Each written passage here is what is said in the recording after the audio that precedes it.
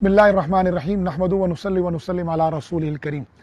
अल्लाह रब्बुल इज़्ज़त के रास्ते में तकालीफ के साथ साथ अल्लाह की रहमतें भी आती हैं और ये तकालीफ भी अल्लाह की रहमतें होती हैं, लेकिन हम इसको समझ नहीं सकते। मा असाब मिन मुसीबतिन इल्ला बिइज़्निल्लाह व मन युमिन बिल्लाहि यहदी क़ल्बा।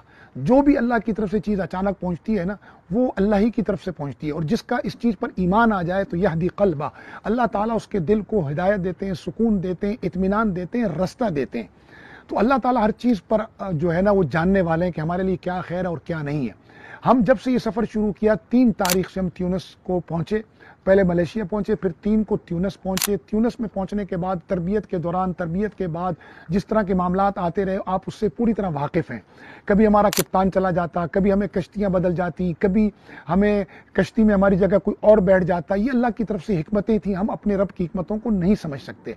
अलबत्ता हमने अपनी कोशिश एक वलैसल इंसानी इल्ला मा सआ के उसूल के तहत जारी रखी कि इंसान को वही कुछ मिलता है जिसकी वो कोशिश करता है। हमारी कोशिश क्या थी, हमारी जद्दोजहद क्या थी? अल्लाह की रज़ा और उसके रसूल सल्लल्लाहु अलैहि वसल्लम की रज़ा, उसकी उम्मत की मदद और खिदमत के ज़रिए। हमारा मकसद इस ग्लोबल समूद फ्लोटेला से क्या था? इस ग्लोबल समूद फ्लोटेला में तो अलामती इमदाद है। मकसद ये था गज़ा के हिसार को तोड़ना। मकसद ये था कि उस बदतरीन जारी नस्ल कुशी को, सेहूनियत की तरफ से जो नस्ल कुशी हो रही है, उस नस्ल कुशी को रोकना। ये मकसद था हमारा। और हमारा मकसद तीसरा क्या था कि इंसानी इमदाद की जो राहदारी है, इसको गज़ा तक बहाल किया जाए। 1000 के करीब ट्रक मिस्र में खड़े, इससे ज़्यादा ट्रक उर्दन में खड़े, लेकिन उनको दाखिले की इजाज़त नहीं जा रही। अल्हम्दुलिल्लाह इस आलमी काफ़िला इस्तिकामत की बदौलत अल्लाह ताला ने उसके नताइज ज़ाहिर किए। लोगों ने, मुल्कों ने फ़लस्तीन को तस्लीम करना शुरू किया। गज़ा के मज़ालिम दुनिया के सामने आए, आलमी दुनिया बोलना शुरू हुई, और ये 44 ममालिक के मुस्लिम और नॉन मुस्लिमों ने मिलकर तारीख रकम की। लेकिन हमारे सफ़र की रुदाद में आपको फिर कभी तफसील से अर्ज़ करूँगा। 15 तारीख को हम जब ट्यूनिस से निकले तो उसके दौरान बहुत सारे मसाइल आए, लेकिन अल्लाह की रहमतें रहीं, आपकी दुआओं के सहारे, रसूलुल्लाह सल्लल्लाहु अलैहि वसल्लम की निस्बत के सदक़े हम पर रब की मेहरबानियाँ रहीं। लेकिन सफ़र के 6ठे दिन आपके इल्म में कि हमारी कश्ती का इंजन फेल हो गया। इसी तरह हमारी कश्ती तो समंदर में ही रह गई। वो अल्लाह की रहमत से हम रेस्क्यू हुए और हमने अल्लाह की नुसरत के अजीब नज़ारे देखे। फिर हमें पता चला कि हमें वहाँ से लेकर सराकूज़ा, एक जजीरा है इटली का, सिसिली का किनारा है, वहाँ हमें लाया गया। और वहाँ हमारे पहुँचने के बाद वहाँ पर हमें एक आर्जी इजाज़तनामा मिला वक्ती तौर पर कि आप यहाँ रह सकते हैं। इस दौरान हमारी जो और कश्तियाँ ख़राब हुई थी, वो सिराकूज़ा के दूसरी तरफ यानी सिसिली के दूसरे किनारे पर एक और पोर्ट पर वो रुकी हुई थी मुरम्मत के लिए, जिनमें हमारी जो है वो ऑब्जर्वर बोट भी थी और दीगर कश्तियाँ भी थी। उनमें से 2 कश्तियाँ नाकाबिल इस्तेमाल हो गई और 2 इंतज़ार में रहे। लेकिन वहाँ हमने 20, 21, 22, 23 तक इंतज़ार किया, लेकिन ना हो सका। फिर हमने इस उम्मीद पर, वो किसी शायर ने क्या खूब कहा है ना कि एक दीवाना ये कहता हुआ हंसता जाता, एक दीवाना ये कहता हुआ हंसता जाता, काश के मंजिल से भी आगे कोई रास्ता जाता। तो वो अपनी मंजिल गज़ा से भी आगे जाना चाहते हैं। वो क्या है? वो अल्लाह की रज़ा है, वो रसूलुल्लाह सल्लल्लाहु अलैहि वसल्लम की खुशनुदी है, वो इस उम्मत का इत्तेहाद और वहदत है, वो नहनुल उम्मा का तसव्वुर है, वो रसूलुल्लाह सल्लल्लाहु अलैहि वसल्लम की उम्मत का गलबा है। ये हमारी अगली मंजिल है। वो मंजिल क्या है? ज़ौक़े शहादत। वो हमारी मंजिल है कि अल्लाह की रज़ा में हम राज़ी रहकर उसके रास्ते में कुर्बान हो जाएं। तो हम तो उस दीवाने की तरह है भाई, जो हंसता हुआ ये कहता हुआ जाता है कि मंजिल से आगे भी कोई रास्ता है तो हम वहाँ भी जाने के लिए तैयार हैं। तो हमें पता चला कि बाहर रूम, जिसे बाहर अबियस भी कहते हैं, बाहर मुतवस्सित भी कहते हैं, इंग्लिश में मेडिटेरियन सी भी कहते हैं। तो इसको बहर मुतवस्सित इसलिए कहते हैं कि 3 बर्रे आज़मों के दरमियान है ये, एशिया, यूरोप और अफ्रीका के दरमियान। तो हम अफ्रीका के मुल्क ट्यूनिस से निकले थे, जिसको जो है शुमाली अफ्रीका कहा जाता है, और हम माल्टा और सिसिली से होते हुए 120 नॉटिकल माइल पर हमारी कश्ती का इंजन बंद हुआ था। फिर हमें मालूम था कि ये रूट क्रेटी, जहां पर हमारे काफिले का अगला हिस्सा खड़ा है, जिसमें हमारे साबिक सेनेटर मुश्ताक अहमद खान साहब उस हिस्से में हैं, तो वो आगे थे हमसे काफिले में। तो वहां से होता हुआ ये काफिला हमें मालूम हुआ कि लास्का की बंदरगाह से जाएगा लाज़िकिया। ये लाज़िकिया की जो बंदरगाह है, हमें मालूम हुआ कि वहां से होता हुआ ये काफिला लाज़िकिया से गुजरेगा।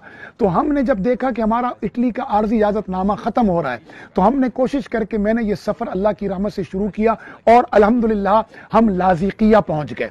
और लाज़िकिया पहुंचने के बाद हमने यहाँ मालूमात की तो पता चला कि काफिले ने यहाँ से गुजरना है। फिर हमने ऑर्गेनाइजर टीम से रब्ता किया तो मालूम हुआ कि अभी तो वो वहीं पर मौजूद हैं और आगे का सफर शुरू नहीं हुआ, बल्कि तूफान की वजह से قافلے کا اگلا حصہ بھی وہیں پر کھڑا ہے، اور بعد میں ہمیں معلوم ہوا کہ اٹلی سے بھی کشتیاں جو ہے نا وہ کل روانہ ہوئی ہیں، لیکن ہم لاذقیہ کے لیے نکل چکے تھے۔